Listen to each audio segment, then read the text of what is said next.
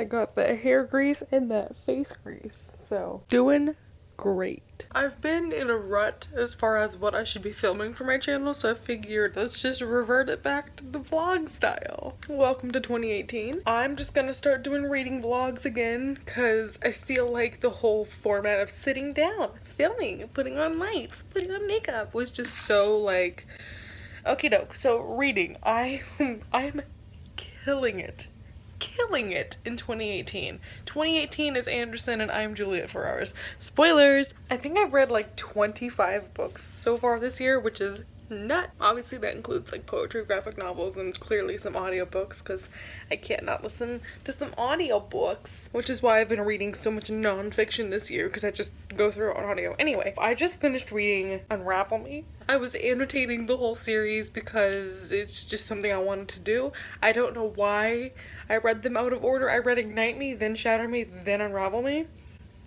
But I did have one of my paperback copies of Ignite Me at school. I don't know why I was stupid and thought that I could read Unravel Me and not read Ignite Me afterward. So this is gonna be a thing that happens. If you're asking me how I'm coping with only having like 23 days until Restore Me comes out, the answer is I'm not coping at all. I started page 1 of this and then Warner literally spoke one sentence and I was like, need a break. We'll see how long this takes me to read because every time Warner opens his beautiful mouth, I get too emo. Other things I'm reading like 7 books right now. I'm a whole hot mess. As I said, I cannot not listen to stuff on audio. Usually I have something going physically and something going on audio. So right now an audiobook I'm listening to Let's Pretend This Never Happened, A Mostly True Memoir by Jenny Lawson, which I'm like a little over halfway through, and it's humor about her life. The thing is, she narrates the audiobooks and her voice is a little bit like, and then I was totally doing this and he told me that this was like this and I was like, oh my god, like that's totally weird. Like she talks like that and I don't know if that makes the book better or worse. Also, there's a lot of sound effects in this book and she sings every chapter title and that's just like but I mean, come on, it just goes by so fast. I started this like last night and I'm already 180 pages into it, so whatever. And am I reading anything else? I don't think so. Oh wait, I am. So a couple months ago I re-instigated a TBR jar. The other day I was like, I'm just gonna draw one. This is before I started Unravel Me and before I started this audiobook. So the book that I drew to read from that is The Best American Short Stories of 2016. I told myself I'd read one of these every day. Sorry, is my hand in the shot? So I read one of them. I started another one and it's not horrible, but it's about like war. And not to roast Dr. Schultz, who literally makes us read war short stories all the time, but that's not my thing. I think I'm gonna do what I would do with most short story anthologies, is just skip whatever ones are boring. The first one in this anthology was by Chimamanda Ngozi Adichie, so it just set a real high standard right off the bat. It's 7 p.m. and I have a test tomorrow I haven't started studying for, so guess it's time to start Ignite Me. Hi kids. I totally forgot I was vlogging this week, so here we are. They can't hear you or my earphone. Bonnie says, it is Wednesday, my dudes. It actually is Wednesday. Should I do it in the mirror right now? It is Wednesday, my dudes. Was that accurate? I finished the Jenny Lawson book. I gave it like 3 stars. It was fun. It's a humor book, and the only time I actually laughed was when she was talking about laxatives, and I only laughed because I'm a 7-year-old male child who thinks poop is funny. Kind of a flop as far as being funny, but it still was like an enjoyable read. So I gave that 3 stars, I think. Like I said, have not read a single short story. But I also started listening to what's The Life-Changing Magic of Tidying Up by Marie Kondo. It's a 4-hour audiobook and I'm like halfway into it and it's talking about books right now and it's like, if it doesn't spark joy, throw it away. And I'm like, do you spark joy? I don't know, I got rid of a stack of should I do an unhaul? I was going through my books after listening to that and I was like, do these books bring me joy? I know everyone's doing like Marie Kondoing my bookshelves or Marieing, whatever it's called. Regardless, I was looking at books on my shelf and I was like, am I gonna read these? And here's a handful of stuff that I decided no. The first one is The Hotel New Hampshire. You can tell I don't want to read a book if I leave the sticker on them, so there's like 4 books with price tags still on them. Bought this because my English professor recommended it to me. There's a character named Egg but that's like the only good thing it has going for it, so I'm just getting rid of it. I just bought this. I read page 1 and I was like, I'm not particularly interested in this anymore. I read 40 pages of it. It wasn't that great, and I know a ton of people want to read it, and I can just trade this arc. So I'm getting rid of the cool prints. Alice Smith's How to Be Both. This sounds so interesting, and a lot of people have rated it highly.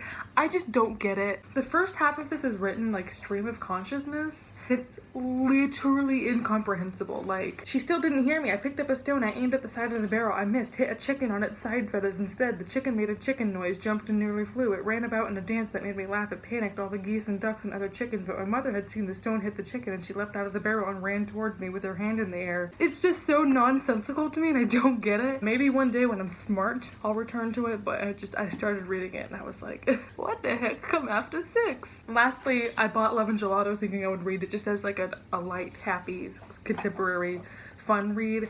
It doesn't sound that light, happy, fun anymore, so we're getting rid of that and I won't waste my time on it. So far, this whole Marie Kondo book hasn't been like, oh my god, my life is so changed, but it has been kind of interesting to see her perspective on like love and appreciate your belongings. Listening to that, I'm halfway through. It's probably going to be like a 3 or 4 star read. I'm so self-conscious now because someone commented on my Goodreads and they were like, you're rating all these books 3 stars this year. I'm like, honey, after March 6th hits, you know I'm only going to be reading 1 other book this year and it's going to be 5 stars every time. So stop roasting me. I'm reading a book on Kindle. I'm trying to get more into historical romance. My deal is I'm trying to get romance books that are just like light and fun, but like new adult is all trash. I'm trying some historical stuff just because it's different, and I've heard that this one series by Tessa Dare is good. It's called Romancing the Duke. There's 3 books in the series, and I know April from Aprilius Maximus talks about this a lot, and she likes the 3rd book because there's anxiety rep,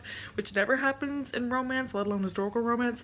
So I'm reading that. I'm like 200 out of 700 pages into it, and it's not bad. Like, there's seriously some good lines about like masculinity and like women at that time, and it's not like gross and horrible, which is at this point the standard of romance novels. Like, if it's not gross, it's 3 stars. The only downside is the main dude's name is Ransom, and I can't do it. Like, every time it talks about like him and his penis in the same sentence, I'm like, ugh. I'm so sorry, Ransom Riggs, that you're in this light in my head now. That's the only downside so far. Well, there's a couple other downsides, but that's the most major downside at this point. Should I just go ahead and get rid of this too? I read the first one, which is by Chimamanda Ngozi Adichie, and that's the only reason why I picked this up, because I was like, oh, I would like to read hers, and I did. It fulfilled its purpose, and now I can get rid of it. Hi kids, I'm at work right now. I'm alone. Hopefully no one walks in for a session. That'd be real awkward.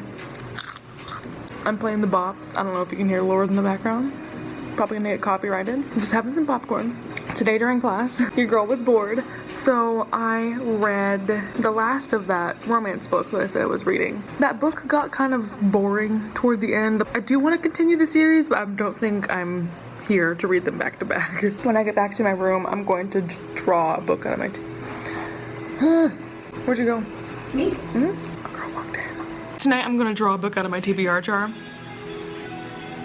Okay, Imagine Dragons, if you wait for it. I'll turn it down so I'm not copyrighted. I need money. I don't know what I want to read next, so I'm just gonna pick a random one. Usually I'm like, oh, I want to read that, but I'm like, oh, I want to read Restore Me, but that's not gonna happen. I'm gonna go attempt to work on some homework. Okay, bye. Hey kids, it is a couple hours later. I have my TBR jar. I tried to start the next book in that romance series. It wasn't gonna happen. So what should I read? Yeah, Ignite Me is just sitting here like usual. I'm scared I'm gonna pick one I don't want to read, but I think that's a sign to get rid of it if I draw it, and I'm like, nah.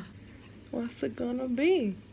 Orphan Train. I have that one on audiobook, so I am not mad. So this book's about a girl who's on a train, and it's like a thing set in present and past tense about this girl versus this older woman she meets, and like flashbacks of her history, possibly. We'll find out. But yeah, historical fiction. Woo woo. I look like Einstein again, but hi friends. I got an email that I had a package, and I was like, I have to work on some homework, so I'm in the English lounge right now. Hey everyone, welcome to my English lounge tour. So I went and picked up a package, and I got a book. I feel self-conscious talking about this because someone just roasted me on Tumblr about not saying thank you for receiving stuff from my Amazon wish list. So I was trying to figure out, like, did I order something? This is on my wish list, but I don't remember trading for it. So if we did a trade or something and I just forgot, let me know. But this is from Gryffindor Books. They sent me A Fire and Stars by...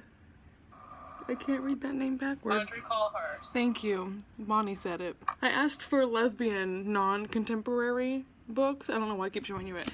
And people were saying this book, so I put it on my wish list, and now it has magically appeared. So again, thank you, Gryffindor Books, for that. Now you can't roast me on Tumblr for saying I didn't say thank you. Gryffindor Books. You can get that. Gryffch BITC. Wait, that's the right spelling. So I have to do a business proposal assignment, so I'm writing 4 pages about how we need a new bus system. I don't care about the bus system. So I'm sitting in here forcing myself to do that. Updates on my reading life. So I finished the Marie Kondo book. Oh, that reminds me, I have to go mark it as right on Goodreads. I finished it last night on audiobook as I was falling the heck asleep. For me, it wasn't so much a book that I read because I wanted to know how to tidy up. I think I already mentioned that, but I liked the whole thing about appreciating your stuff and how she would be like, every day when you walk into your house, you should say, thank you, house. But I feel like it's a reminder that a lot of Americans need to like stop being so materialistic and appreciate what they have. Her advice I don't necessarily agree with, because she's like, get rid of sentimental stuff because it fulfilled its purpose, and I'm like, I'm keeping everything I've ever touched in my entire life. I started that sex. Yep. I started that sex. Started that sequel to that one romance book being like, okay, maybe. I'm like 2 pages into it and it's like, okay. But then I also started Orphan Train and I'm like 15 pages into that. So we're just slow going. It's currently 9:06 a.m. I did not go to sleep last night. It's been getting progressively worse for the past few weeks where I'm just like 2 a.m., 3 a.m., 5 a.m., 7 a.m., now 9 a.m. And the thing is, I'm not even tired. But last night and this morning I did listen to more of, let me just get all my snack wrappers out of the way. I got 113 pages into Orphan Train. I'm listening to this on audiobook. Also, can I boast really quick? My grandma sent me a package for Valentine's Day and she's like, my library makes these bookmarks out of our recycled books. I thought you might want one.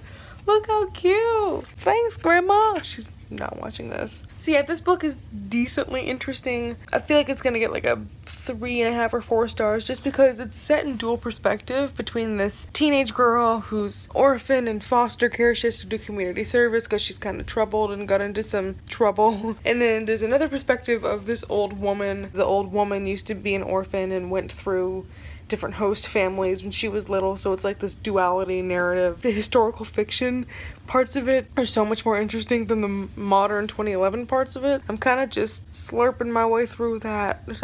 What does slurping my way through something mean? I don't know. It's 9 a.m. and I haven't slept. Cleaned my room. Do you like it?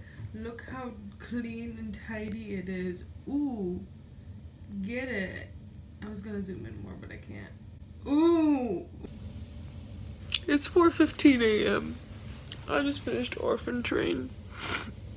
It wasn't that good. Not a sad book at all. I don't know why I was like, I'm gonna read more historical fiction. It'll be fun.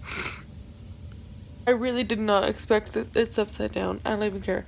Did not expect that this would get me so in my feelings right now, but I'm in my feelings right now. Also, can we just disclaim this book is nothing like I thought it was going to be. I thought it was like a World War II set in Europe flashback type thing, but instead it was about an Irish immigrant in America. So I would like to pose an adamant heck off to World War II and parents that are mean to their children. I think I'm gonna end up giving this like 4 stars, like 4.25 stars. It was good, obviously. My face looks horrible because I've been crying. The whole thing is, since it's told in like dual POV between like a young girl and an old woman, I didn't really get the connection between the two other than the fact that they have like similar lives, but there were no like interweaving threads between the two narratives, and it was just kind of like they paralleled each other, but it seemed very surface level to me. Like, okay, yeah, I honestly enjoyed the flashbacks more than the present time girl. Regardless, that was so much. My phone just ran out of space and I was like, I wonder what I should delete in order to clear up space. And then I was like, you know what? Probably this 50-minute Restore Me Theories video. I mentioned earlier that I'd started the second book in that romance series. I ended up getting like 15 pages into it to me and like, I don't think I'm gonna read this, just because the main dude is like a street fighter, boxer, macho dude, and I'm really not into that. I prefer like softer, nicer dudes. Because Restore Me. I meant to say romance. I'm so tired. Because romance books are so cookie cutter with the plot and the character types, I feel like if I'm not sold on what the characters are like, then I'm not gonna be able to give it more than like 3 stars. I think I'm just gonna skip to the third book in that series, which has the character with anxiety in it, and it's the one that April and everyone recommends. I really have to go to bed, but before I do that, I'm gonna draw another book from my little jack-o'-lantern. Was sollen ich lesen? This one, I'll read this one. What Happened by Hillary Clinton. I have that one on audiobook, I guess. We'll dive into that one. Something, at least. I rubbed the back of my neck, fighting the weakness My I feel neck. in his bones. My back. I'll leave. Sir, he says, eyes trained on my arm. You'll need assistance. There's a process. You'll require a convalescent aid. You're dismissed. He said, you are dismissed. You are dismissed. Yes, sir. That was chapter 1 of Destroy Me by Tom Paramafi. If you would like to continue this audiobook, please insert 10 cents. Boop. Oh god, hi. Hello, beautiful people with beautiful problems. I was editing together the clips that I had already from this week and I was like, we have 20 minutes of stuff. Also, I do this angle a lot. Oh, I look pretty good. I left my window open, so hopefully someone saw me do that. I'm single. Room 432. Short update before I leave. I'm now like over halfway of What Happened with Hillary Clinton. So far, so great. Beautiful people, beautiful problems, beautiful book, beautiful woman. I look really good and I kind of want to film a main channel video. These are all main channel videos. Oh my god, I just felt something tug my hair, but it was me and I still freaked out about it. Hope y'all enjoyed this vlog. Let me know if you have any suggestions. I know my camera work is not the greatest. I'm trying to trade my DSLR for a G7X just because I feel like I would enjoy a smaller camera so much more. So if y'all have any suggestions or you want to trade, hit me up. Until then, we're stuck with iPhone quality, so. See, I keep just like talking and talking. This is 2 minutes long. You're done. Bye. Have a good life. Ooh, and my nail polish looks so good. Oh my god, I look so good. It's just this pimple. We can work without it.